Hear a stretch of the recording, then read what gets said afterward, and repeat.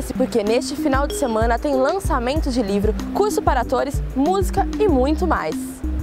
Amor, morte e vida. Esses e outros assuntos estão no livro de poesias Livre-me, o primeiro de autoria de Caio Carmati, que será lançado nesta sexta às 8 da noite com declamação de poesia ao vivo no Sesc. A entrada é gratuita. E atenção, atores iniciantes! Neste sábado e domingo acontece o minicurso O Método em Módulo, com o estúdio Fátima Toledo, responsável pela preparação dos atores do filme Cidade de Deus e Tropa de Elite 1 e 2. As atividades são gratuitas e começam às 9h30 da manhã. Para participar, é preciso se inscrever no Sesc.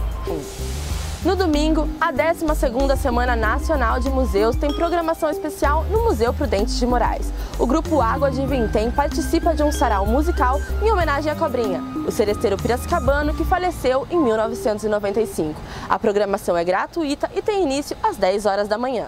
Às 4 da tarde, a fusão entre as referências urbanas e rurais estará em evidência no palco do Sesc, com o show gratuito da banda Mercado de Peixe.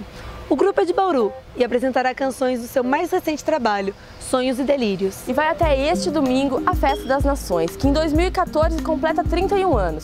Com gastronomia típica de diversos países e regiões brasileiras, a festa conta com 21 entidades e tem programação com dança e música.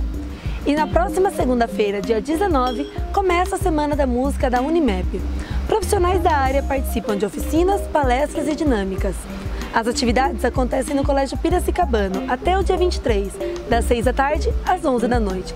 Para participar, inscreva-se no site eufassopartedisso.com.br. Outras opções para o final de semana você confere no site jornaldepiracicaba.com.br. Até a próxima!